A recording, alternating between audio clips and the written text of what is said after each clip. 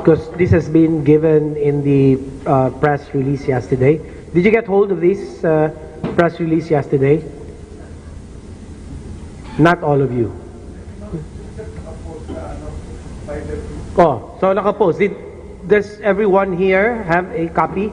So I'll just read it lang, just so for everyone's benefit, okay? So, the RATF, or the Interagency Task Force on Emerging Infectious Disease, headed of course by the DOH, has resolved to partially lift the travel restrictions to South Korea during the 9th Task Force meeting on the COVID-19 health situation. And following the 9th IATF meeting, Filipinos heading to South Korea except to North Gyeongsang Province, including Daegu City and Cheongdu County, will be allowed to travel provided that they sign a declaration signifying their knowledge and understanding of the risks involved. The IATF has also resolved to partially lift travel restrictions to South Korea as their government has implemented stringent infection control measures to contain the spread of COVID-19. South Korea has also reported a low case fatality rate of only 0.5% and the successful containment of local transmission to only certain areas. The IATF also agreed to expand travel exemptions allowing dependents of permanent residents of South Korea, Hong Kong, and Macau to travel to these areas as long as they also sign a risk acknowledgement declaration. Additionally, the task force approved the plan for the Department of Foreign Affairs to repatriate 148 overseas Filipinos from Macau SAR via chartered flight within the week, and for OWA, or Overseas Workers Welfare Administration, to repatriate 48 active OWA members via commercial flight. Returning OFs will undergo the prescribed screening and quarantine measures being implemented by the Philippine government. The IATF EID is closely monitoring the spread of COVID-19 cases in other countries and is regularly updating its travel restrictions based on standardized risk assessment indicators. We are working non-stop to ensure that our kababayans are protected from COVID-19 no matter where they are. To date, we have not recorded any cases of local transmission of COVID-19 in the country. In fact, the WHO Director General has cited the Philippines as among the few countries in the world which have not recorded any new cases of COVID-19 for more than 2 weeks.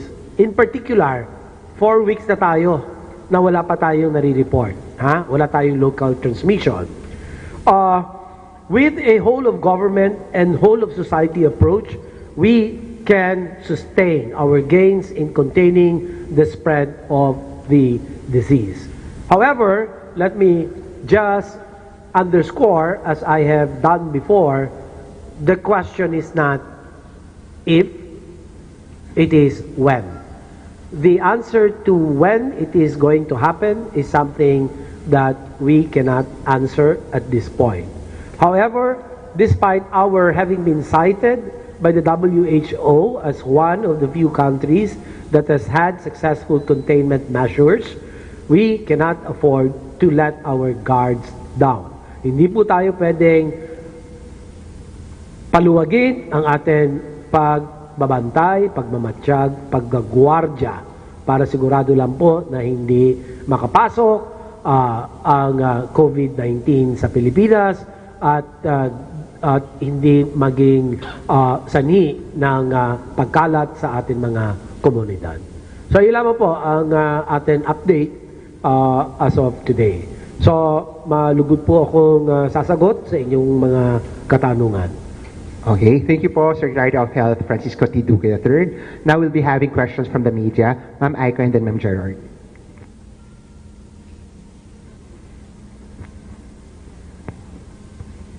Hello, Secretary. Good afternoon. Just like to get updates on the repatriation plan for those who are in Macau. So, kapag dumating po sila, are they going to be quarantined also in NCC or will they be advised to just be home quarantined because hindi naman po sila galing sa epicenters and malayo naman po yung cases like in Hong Kong? Well, yung pong atin repatriates from Macau will be treated as PUMs, persons under monitoring. In fact, in the IATF, meron ng kasunduan na siguraduhin ng ating Bureau of Quarantine na ang mga lugar na kung taga saan man itong mga repatriates ay bibigyan ng kopya yung listahan sa DILG at sila naman po ang makikipag-ugnayan sa mga pamahalaan lokal na masiguradong binabantayan sila by way of daily monitoring for fever, for coughs and colds, and other symptoms of respiratory illness. So, the hospitals po where they will, or I mean kung saan sila nakatira, will be alerted para po if ever magkaroon sila ng sintomas, they will be brought there for monitoring. Tumpak po yung sinabi ninyo. Kasama po yan sa paghahanda na ginagawa ng ating mga LGUs. Nung ako po ay nakipag-ugnayan sa kanila, nagsalita po tayo sa kanila, pinaliwanag ang mga papel kailangan gampanan ng ating mga pamahalaan lokal para yung pag-activate ng kanilang BERTs, yung Barangay Emergency Health Response teams and systems. So kasama na po yan ang kanilang leveling up ng kanilang preparedness sa mga iba't ibang levels of response should there be a community transmission. Secretary, hiwalay po ba yung repatriation for the 148 and yung 48 OWA members or sabay po sila that will Hiwalay. The OWA is arranging for a separate repatriation of 48 members. May date. We'll let you know, but there's been no definitive date. Sir, good afternoon, sir. Sir, yung with regards dun sa travel ban sa Iran, Italy, and another country, meron Japan, sir. Kamusta po yung usapan ng IATF tungkol dun, sir? Ang IATF matapos nabigyan ng health risk assessment results ng atin TWG ng DOH, ang naging pasya ay hindi natin sila isasama sa travel ban. Mukha as a medium risk lang sila. So, kumbaga, ang criteria, 5 pula out of 9, automatic magiging kasama ka sa travel ban. But syempre, hindi lang naman travel ban absolute lahat, meron din selective travel bans. So, depende sa situation. At marami tayong mga criteria na ginagamit para maging maluwanag ang yung objective basis ng ating travel ban recommendation to the IATF. Sir, can you just confirm yung nag-stop daw po ang DFA ng giving visa on arrival to Iranians? That was the report yesterday by ASEC Brigido Dulay. So, yes, I confirm that. Can you just get an elaboration? Ano po yung basis? Bakit po Iranian specific po ba? As in Iranian nationals, hindi galing Iran?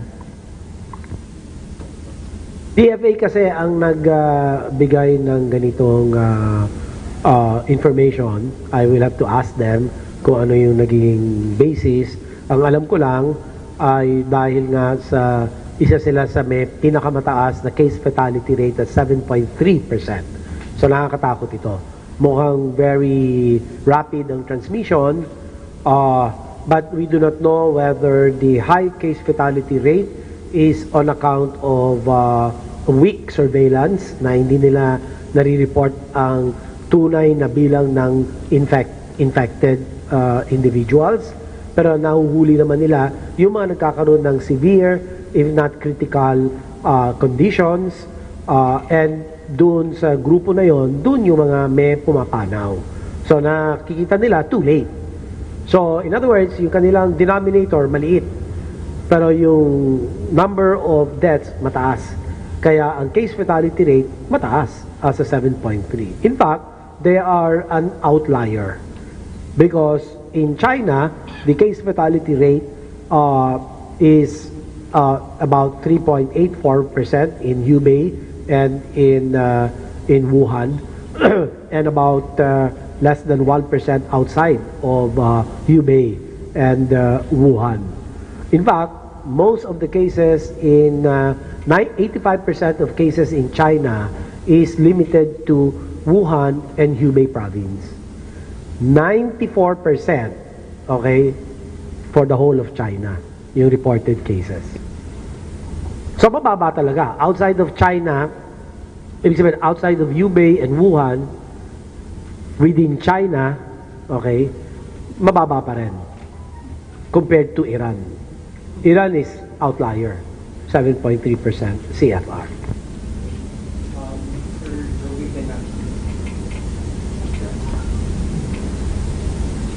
So yung recommendation po ba ng IATF, wala pa rin at least ban on Iran with the cases that the CFR that we are seeing, or at least quarantine for the travelers who are coming from Iran? As I've said, the IATF felt that the ban for Iran is not called for as of now. Okay? Kasi yung volume of travelers mababa. So yung risk of spread, risk of entering the Philippines of any infected case, mababa rin.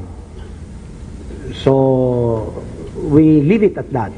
But this is a day-to-day assessment that is happening, that the DOH is doing.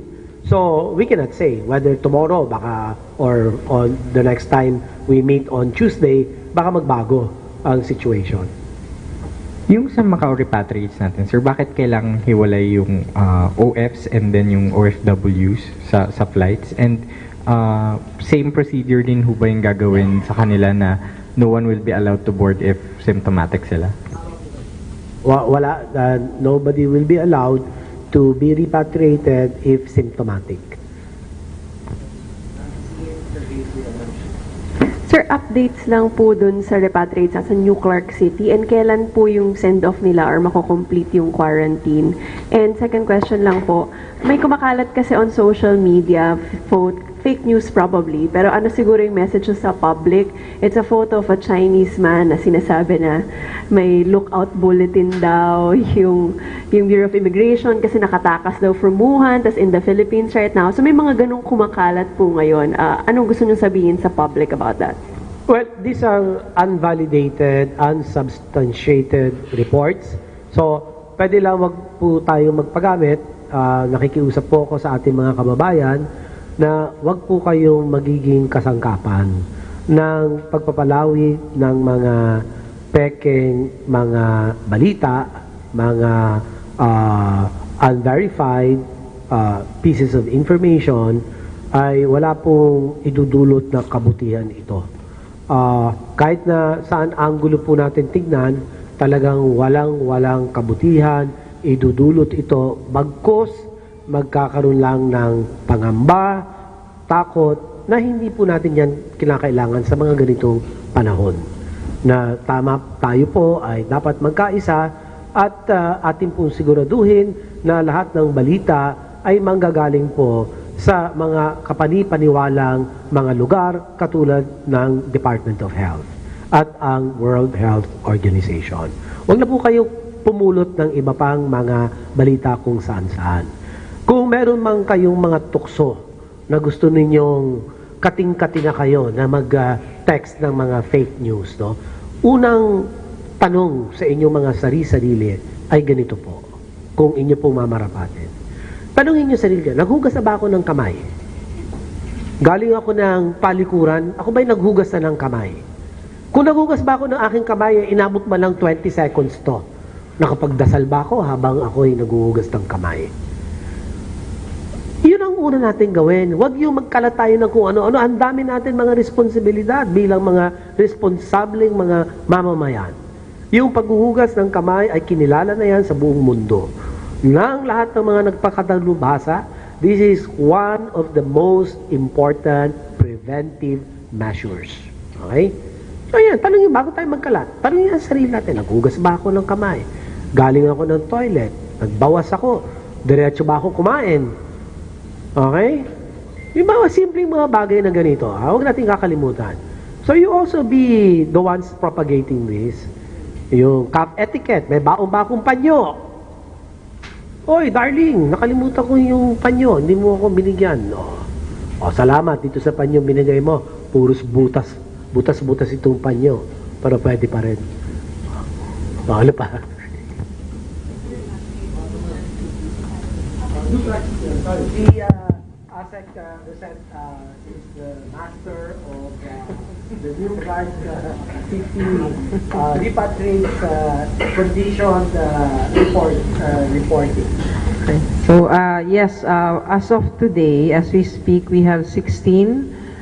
The total of those new Clark City repatriates for those who have experienced symptoms, yung nakaranas po ng mga simptomas ay ngayon po 16 na.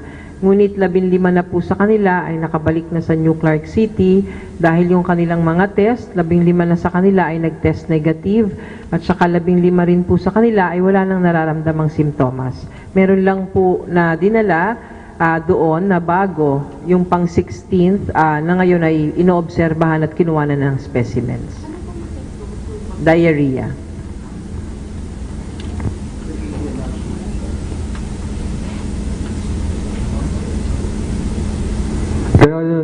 The WHO warned of global shortage of medical equipment to fight COVID. How do we address this point in the Philippines? The World Health Organization warned of global shortage of medical equipment to fight COVID. How do we address this point in the Philippines po? Well, we have had the procurement we have processed the procurement of additional PPEs, personal protective equipment, through the Philippine International Trading Corporation, PITC.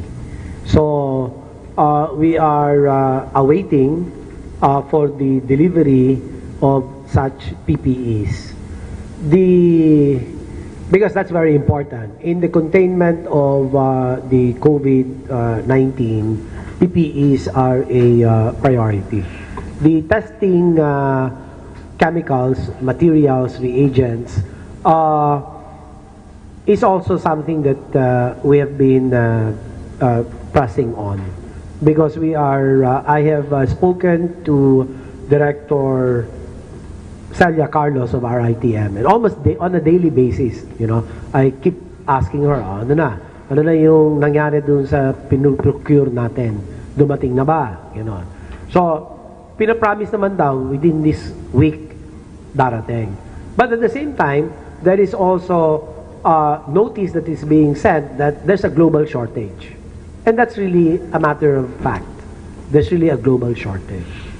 But we have to just keep pressing on. So kulitin ng kulitin, araw-arawin ninyo. Yan ang aking utos. Sa mask, meron tayong ready na additional 400,000 N88 masks that will be delivered by PITC from the manufacturing company located in the Bataan Export Processing Zone. So they have committed to deliver 2 million N88 masks. Sir, as of now, Meron din tayong commitment from the development partners. They're sourcing out additional PPEs and additional budget, of course, provided by Congress. We are awaiting the approval by the Committee on Appropriations. We have sent a letter about 2 weeks ago, but as you very well know, nagkaroon ng changes sa mga committee chairmanships ng House.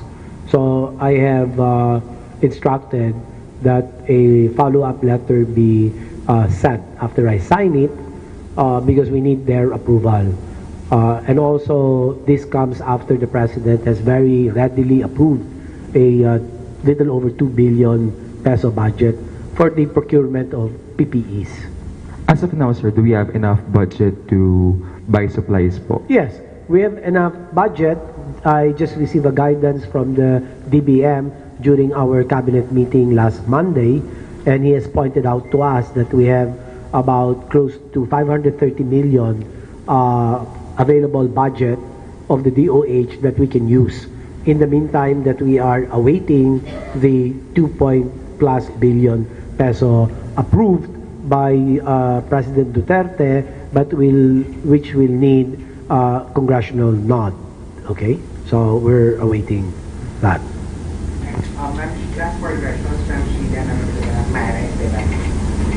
Sir, update po dun sa mga natitirang Pinoy sa barko. 72 pa sila na i-repatriate.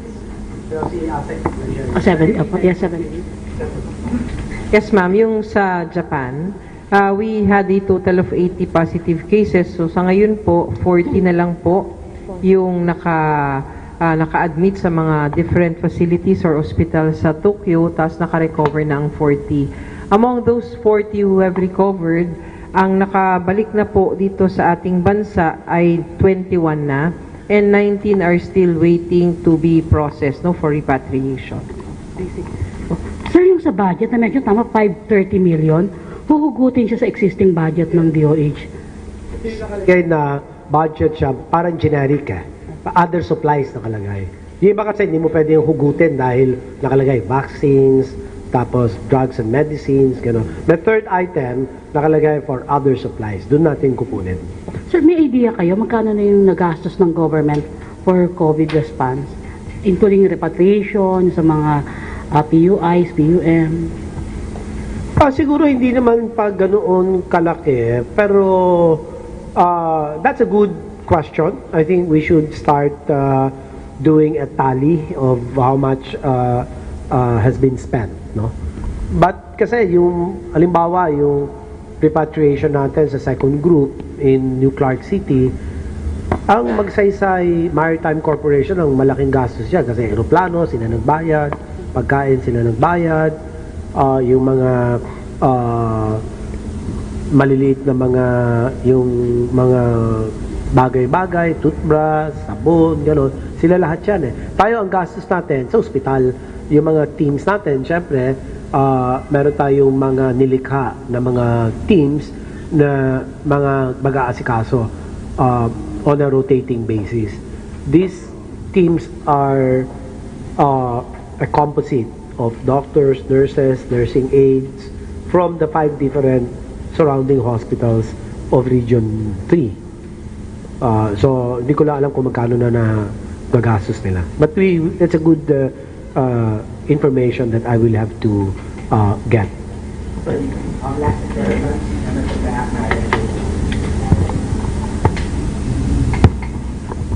Sec, may we ask for your comment lang? So, Kuwait announced new travel restrictions for several countries, including the Philippines. And starting March 8, Kuwait will require expatriates who visited the Philippines and 9 other countries to present proof that they are free of the novel coronavirus.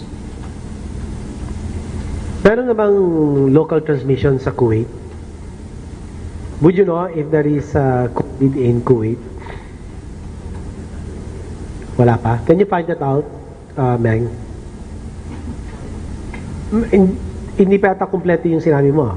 Yeah. Kasi sinasabi nila, kailangan recognize or accredited daw yung testing facility sa Pilipinas bago nila tanggapin yung resulta. Tama ba? Andiyan ba?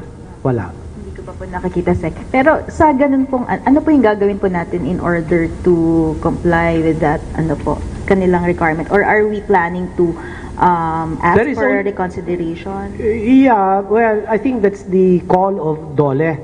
DOLE should guide us.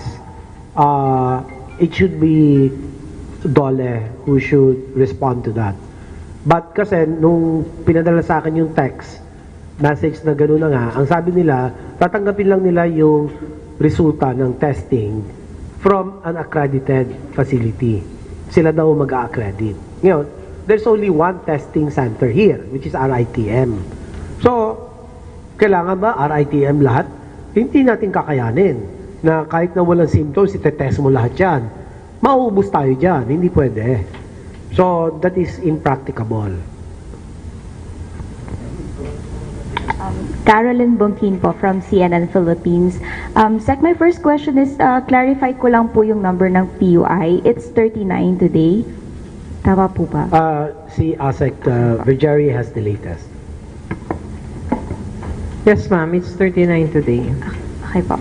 Ma'am, yesterday po kasi ng Tuesday morning, it was only 23 and now it's 39. Ano po yung nag-cause nung pag-akyat ng number? Yes, ma'am. Actually, yesterday it was 25 and now it's 39. And this is an aggregate of all of these patients under investigation that we are monitoring. So with this, we have 18 which came from our different regional offices that are being reported as our regular patients under investigation. And then there is this addition, 2 coming from our referral hospital for these NCC repatriates. And then there's this addition of 19 patients under investigation. These are persons who recently had a travel to both in South Korea, had training there, and they are now admitted in one of our referral facilities. So that brings us to a total of 39. Just to follow up on the budget, sir. Yun pong ine-expect na PPE, ilan po ito and saan manggagaling? The PPEs, ang atin basis for the 2 billion budget is 5,000 healthcare workers ang allocation. So at 1,500 multiply by the 5,000, multiply mo by 90 days because we're looking at a 90-day containment measure, and actual case management by the hospitals, more than containment, it's really the hospital care, multiply by 3 shifts and you get about 2 billion. So 1.5 multiplied by 5,000 multiplied by 90 days multiplied by 3 shifts equals about 2 billion. Currently po ba, ano ang ratio ng PPE to health workers? Well, you have for health, kasi hindi pwedeng 24 hours, dapat, hindi pwedeng 8 hours, dapat continuous yan, 24/7. So time is 3 shifts, so 3 beses siya magpapalit per person. So yung binigay ko kanina, yun ang sundin mo. Time is 90 days, 5,000. Time is 1,500 pesos. Time is 90 days. Time is 3 shifts. Sir, last na lang po. Sir, currently po ba gaano karami na lang ba yung PPE stocks natin? I mean, at least for public hospitals. I will have to check on that. I haven't asked. It's still sufficient, I am told.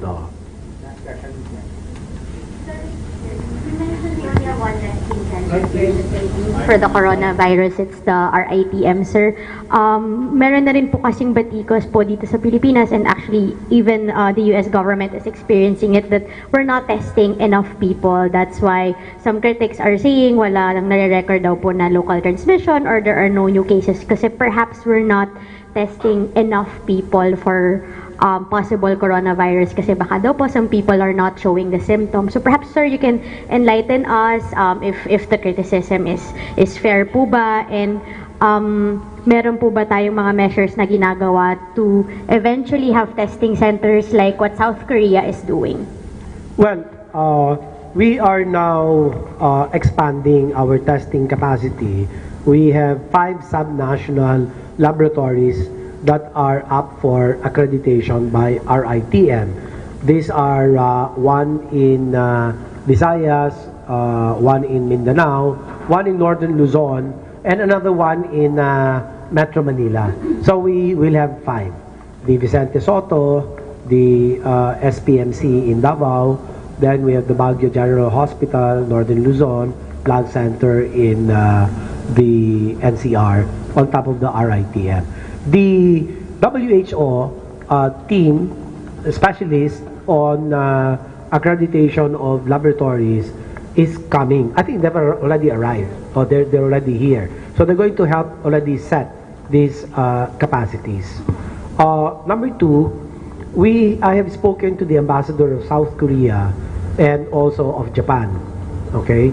And they have informed me that they have already the rapid diagnostic test kits. So iba kasi yan doon sa ginagamit natin sa RITM.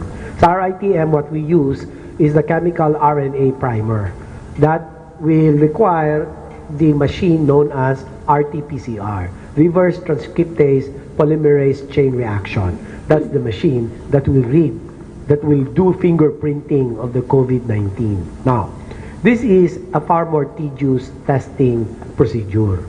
It will take 24 to 48 hours before the results do come out, okay? Now, the reason I've asked South Korea, because South Korea is also an outlier, because it is able to test 15,000 a day. I think some of you have read that South Korea has tested people, by, such magnitudes. And so I asked them, is your testing kit, not to assail, not to challenge, but of course I am also a physician and a man of science. I asked them, what is the basis of your rapid diagnostic test? Has this been cleared by the WHO? Because the last thing I want to have is a rapid diagnostic test where it might produce false negatives. Nakakatakot yun. I'll say negative ka, then I'll let you go out, then you're really positive. But I have a false sense of security. I let you go out. So sabi ko, I'm not going to just use an RDT that has not been vetted by a third party, a credible third party who will say, yes, this particular rapid diagnostic test has passed stringent standards of quality, safety, of specificity, and sensitivity. So sabi ko sa kanila, you prove to me. If you have that, and if the WHO, I will even talk to the WHO if they can already vet that rapid diagnostic test, we will ask you to give us some of those RDTs. But absent a third-party vetting of that RDT, I'm sorry, mahirapan naman tayo, di ba? So Japan, I also asked them because they say they've developed a rapid diagnostic test. Tayo nga, meron din tayo scientists na meron na lumikha ng RDTs Pero sabi ko, padaanin niyo sa WHO para there's a third party that's going to vet. Because I don't want a false negative result. And also, I also don't want a false positive result. Kasi false positive, that means I'm going to take care of the patient kasi positive siya, correct? So gagastusan ko siya ng limited resources na nga, negative naman pala. So hindi ganun kasimple yung mga testing, no? You have to be very, very exacting. Yun lang po. Sir, just one more follow-up, sir.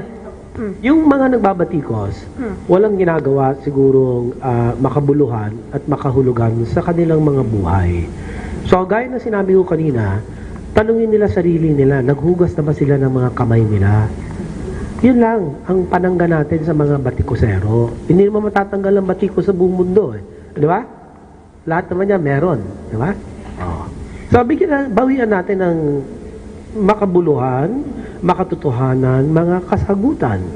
At kayong mga taga-medyang mga amin katuwang sa pagpapalawig ng mga tamang mga balita, ay siguraduhin ninyo.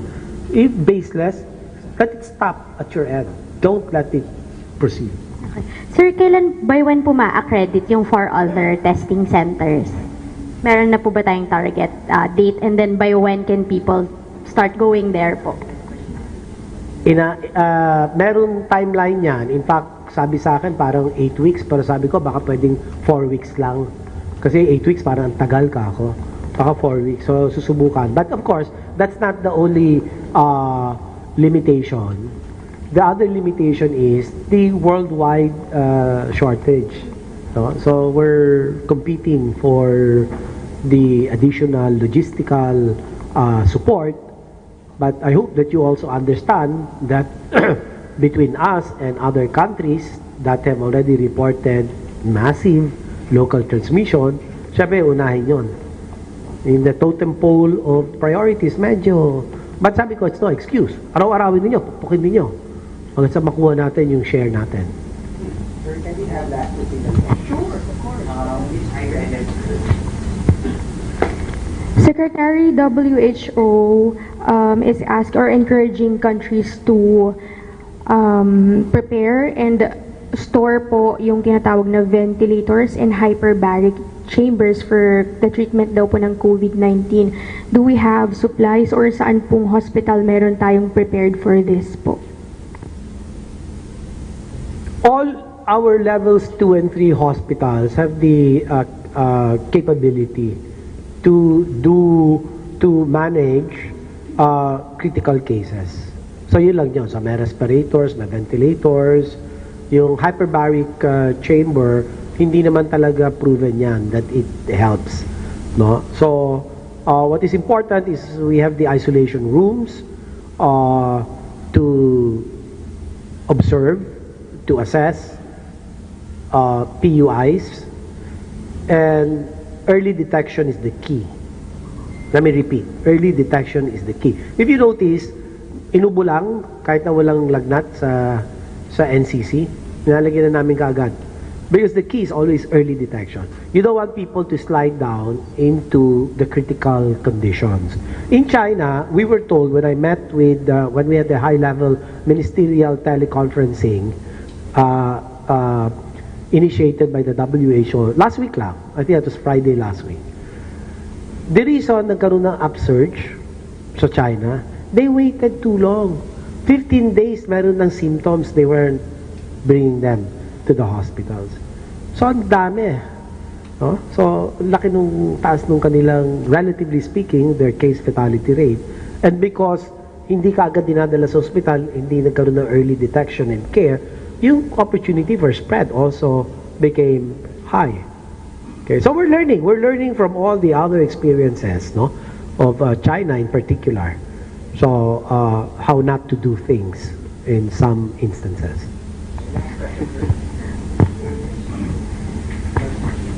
Sir, yun doon tungkol sa Diamond Princess, sir. Yung mga, may wala ng Pilipino doon, sir. Sa Diamond Princess cruise ship, wala na po. Crew member po. Wala na po, sir. May naiwan, di ba, yung nagpaiwan po sila 11 na tao because they have to do essential tasks dun sa barko. 10 po sa kanila ngayon, minomonitor, at isa po ay nadala po sa isang facility doon sa Tokyo dahil hindi related ito sa, yung mga naramdaman niya, hindi related sa COVID-19.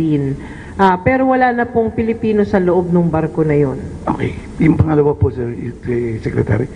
Sir, masasabi ba natin RITM certified ng World Health, yung RITM? Bin, so, pwede natin sabihin. Yeah, oo. Kung sila, mataas ang level ng recognition and accreditation. So, wala tayong kaduda-duda. Okay ang RITM. Yan lang, sir. Yeah, kasi alam mo, I've been absent for the longest time so sige, tanong. Sir, yung 2.25 billion for PPEs, parang early last month niyo pa ni-request ito sa Congress. Anong nangyayari? Anong information sa inyo? Bakit natatagalan? And yung infighting ho ba sa Congress, it's affecting palalo yung passage nito? Hindi na COVID-19 yan infighting na yan Wala akong inside information. Alam lang natin sa dyaryo, may nagpalitan ng mga chairmanship. So I don't know how that one is affecting, but we have been writing follow-up letters. Pero syempre nagbago yung chairmanship. Pero importante naman dyan, meron naman tayong pondo ngayon based on the guidelines by the DBM. Sec, just to clarify, you mentioned earlier sapat pa yung budget for now. How long will it last po? Yung 530 million? Kasi di ba we're asking for 2 billion pa po. So, parang hindi po sapat pero nanghihingi pa po tayo. Sa nanghihingi tayo dahil nga based on our allocation plan of 5,000 healthcare workers. Pero tandaan naman natin, wala naman tayong local transmission as of now. Sapat pa yung PPEs natin that we have in stock. And marami rin papasok, may papasok from WHO within this week, papasok. About siguro, yung ala kasi tingi-tingi may 8,000 na aprons and gowns, tapos may 4,500 na N95s. So, kailangan pa yon i-repack para maging isang buong set. Because a set consists of headgear, goggles, mask, N95 mask, gloves, apron, overalls, the overalls, and then the apron, and then the shoe covers. So about 6 or 7 items in one set of PPEs. So, iba-iba yung pinadadala. So, bubuuin natin, i-repack natin. But of course, syempre, ang pagbibigay din natin kasi ng PPEs, risk-based. Risk-based. Ibig sabihin, no, kung sino yung pinakamalapit dun sa mga tao talagang may sakit, yun yung kukumpleto natin yung kanilang PPEs. Last 2 questions, Ma'am Sheila and Ma'am In. Single question na. Ma'am, na-mention niyo yung 19 na nag-training sa SOCOR. Kailan sila dumating and nasa NCC sila lahat? Dumating sila dito sa bansa noong February 21. Sila ngayon ay nasa isang referral hospital natin, yung mga nag-exhibit ng signs and symptoms. Tapos yung iba naman, nandun sila dun sa kanilang fort. Doon sila naka-quarantine sila ngayon doon. Fort, yung kanilang kampo. So, military, police? These are trainees. Ma'am, yung sa follow-up lang kanina, yung mga nasa NCC, kailan po yung send-off sa kanila? And pwede bang i-cover? That's March 11, bawal i-cover. Kasi yung mga, respetuhin natin yung privacy ng mga repatriates. You know, they don't want to be identified. So, let's respect that. Okay? Kung ikaw ba repatriate, miss, gusto mo bang ma-cover? Ayaw mo din. Okay. Okay, so thank you very much. Our regular press meeting. We will be updating the media on the next schedule maybe tomorrow. Update na lang po sa Viber group natin. Those who are not yet part of the Viber group, please